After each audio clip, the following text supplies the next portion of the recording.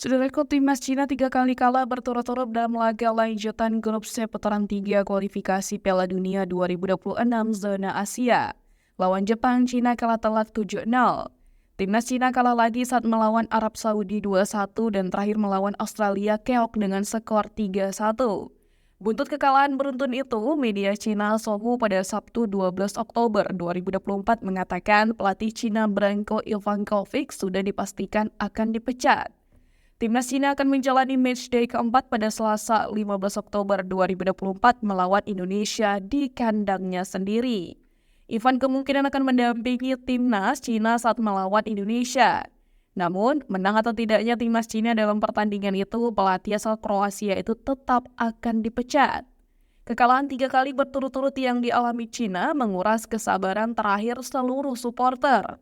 Dijelaskan bahwa 3 kekalahan beruntun di babak penyisihan Piala Dunia merupakan rekor memalukan yang belum pernah dialami Cina dalam sejarah tim sepak bola nasional.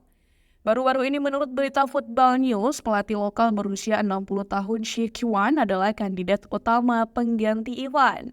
Sebagai pemain terkenal di sepak bola Tiongkok, Shi Qian memiliki pengalaman melatih di tim nasional di semua level. Di Liga Super Tiongkok, ia melatih Shanghai Shenhua 3 kali dan memimpin tim Henan berkali-kali guna menghindari degradasi.